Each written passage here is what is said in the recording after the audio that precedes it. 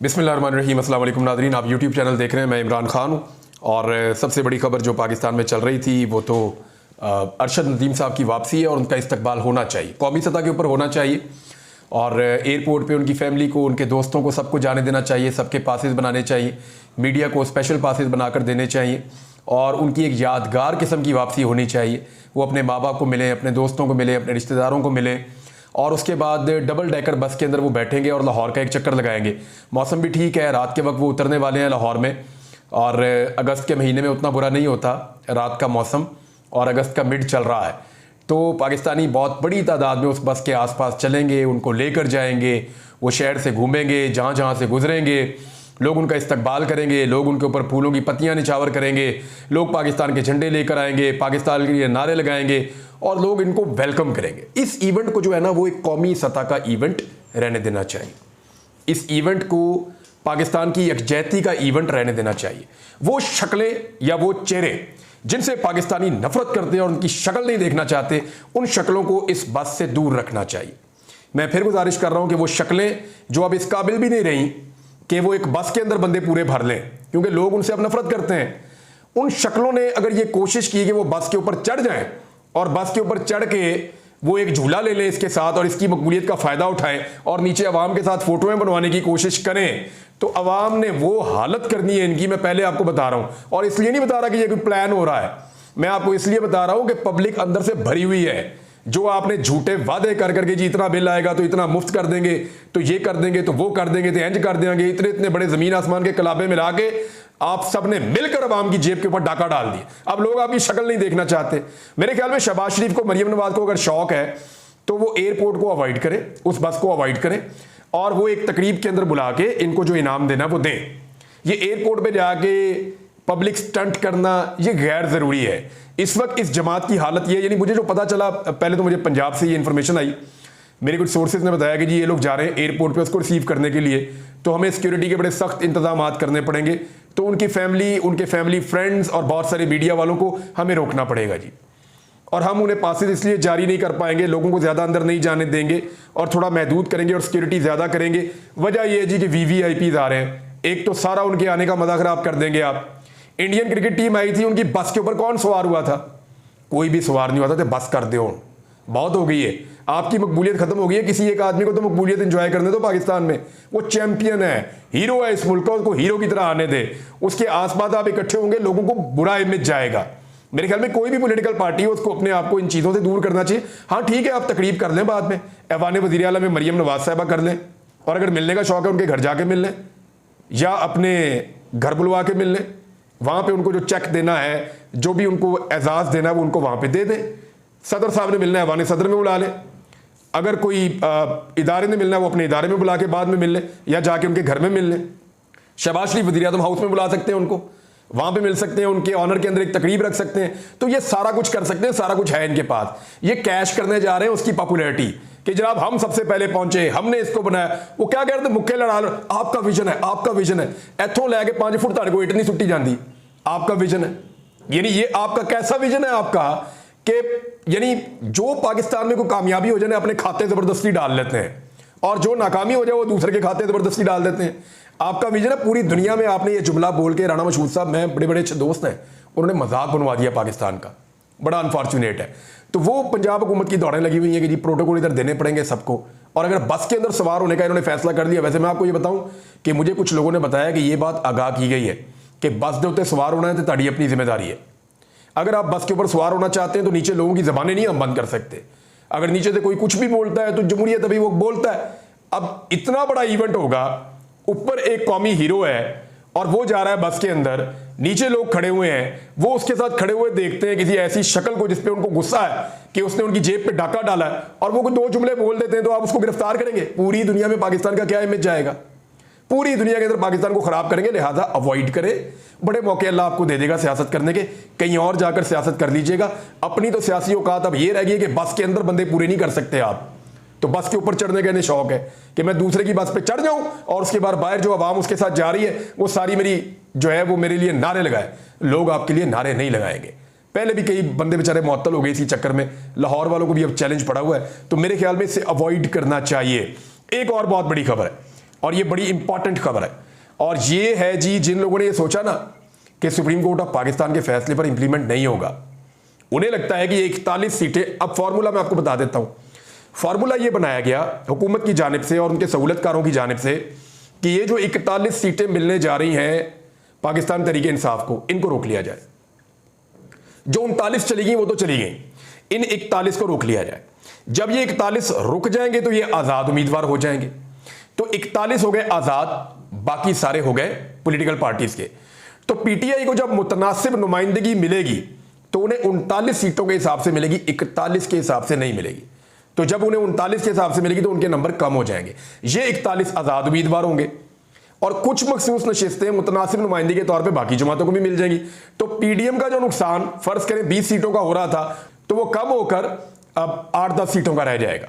और वो पूरा करने के लिए इतने सारे आजाद यहां फिर रहे, तो उन्हें मजबूर किया जा सकता है आईनी तरमीम में, क्योंकि आजाद रुकन असेंबली के ऊपर डिफेक्शन क्लॉज भी नहीं लगती। तो अब इनका ये फार्मूला था, लेकिन उस फार्मूले पे पानी फेंक दिया जस्टिस मंसूर अली शाह साहब ने। उन्होंने कहा क्या, उनका आग लगा देने वाला स्टेटमेंट है। बहुत सारे लोग छलांगे मार रहे हैं, तत्ते तवे पे बैठे हुए हैं। उसकी वजह मैं आपको बताता हूं, जरा स्टेटमेंट आप सुने, मैं आपको पढ़ के सुनाता हूं कि जस्टिस मंसूर अली शाह साहब ने एक तकरीब में क्या कहा फैसले पर अमल दरामद के हवाले से, और कितनी दफा कहा आप हैरान हो जाएंगे। यानी बार बार कहा, 1 दफा, 2 दफा, 3 दफा, 4 दफा, 5 दफा, बार बार उन्होंने कहा। और कैसे कहा, जरा ये अल्फाज आप देखें। हाल ही में हमने कहा,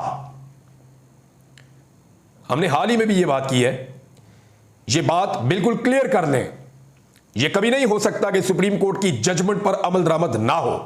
बड़ा जोर देकर उन्होंने कहा यह नहीं हो सकता, ये आइन में है, ये आइन की खिलाफ वर्जी होगी अगर ऐसा सोचा जाएगा तो। क्योंकि इंतजामी इदारों को समझना है कि उनके पास कोई रास्ता नहीं है। बड़ा क्लियर कर दिया, इंतजामी इदारे जिन्होंने इंप्लीमेंट करना है, इलेक्शन कमीशन हो गया, गवर्नमेंट हो गई, इन्होंने कौमी असम्बली होगी, इन्होंने इंप्लीमेंट करना है। इंतजामी इदारे इसको समझें, उनको समझना होगा कि उनके पास कोई रास्ता नहीं है, उन्होंने इंप्लीमेंट करना है। सुप्रीम कोर्ट के अहकामात को मानने के अलावा उनके पास कोई रास्ता नहीं है।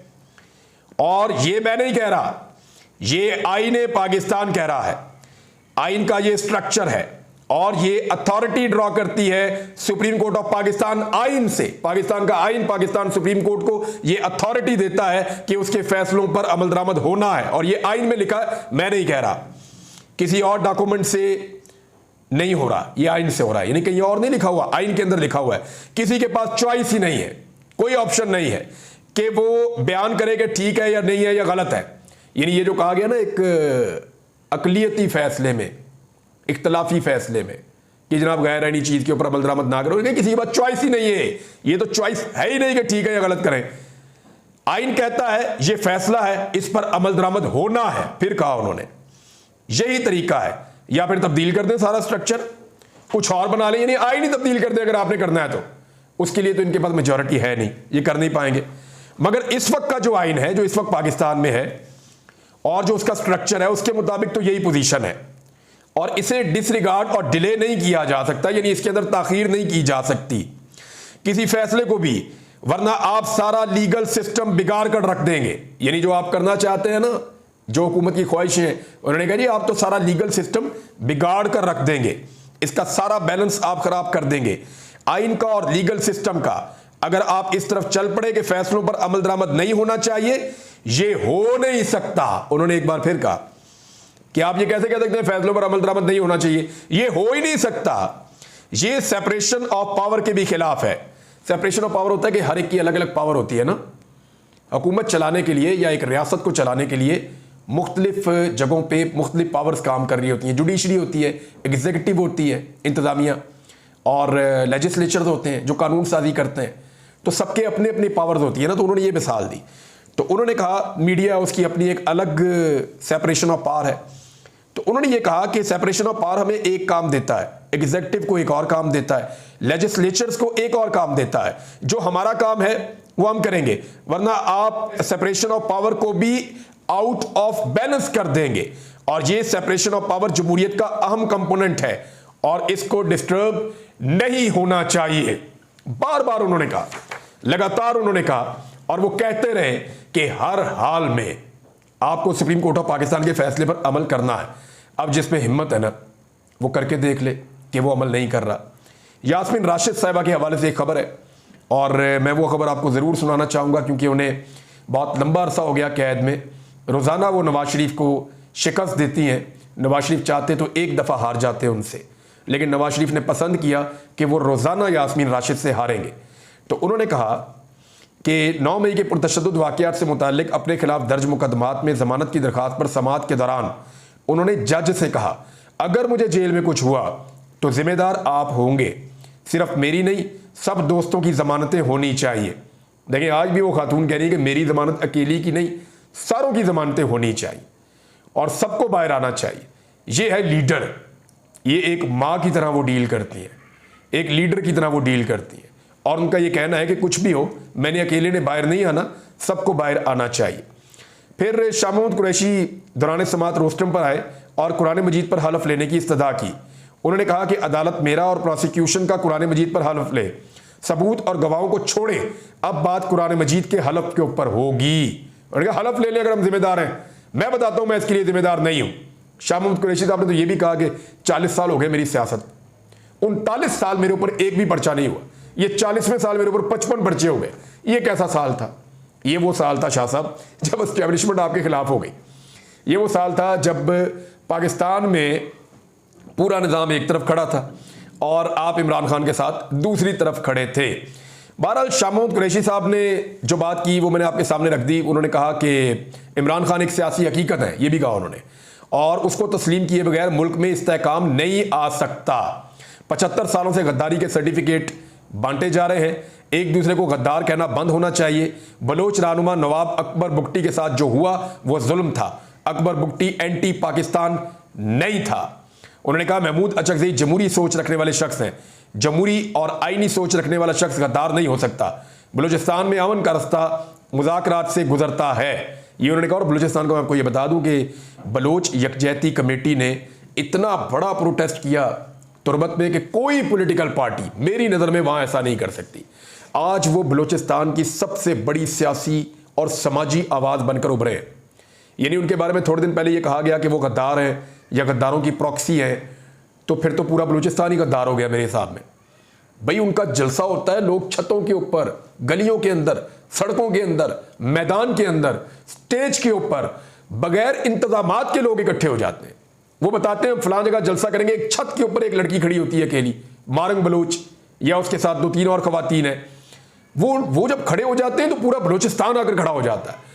यानी उन्हें अब कोई बहुत बड़ी बड़ी पॉलिटिकल पार्टियों की आवाज़ों की जरूरत नहीं है, वो खुद एक बहुत बड़ी आवाज़ बन गए बलूचिस्तान की। तो उन्होंने बहुत बड़ा जलसा किया। बलूचिस्तान की जो बलोच यकजहती कमेटी है, मेरे ख्याल में उनके मुतालबात माने जाने चाहिए और अभी कुछ उनके साथ चीज़ें गवर्नमेंट की तय भी हो रही हैं, जो इतलात आ रही हैं, जो बड़ी खुशाइंद बात है। उमर अयूब साहब ने एक स्टेटमेंट दिया और ये बड़ी अहम बात है जो उमर अयूब साहब ने कही है।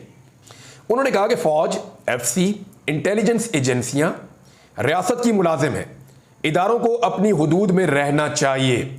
इमरान खान 9 मई की CCTV फुटेज के लिए केस करेंगे, ये भी उन्होंने कह दिया।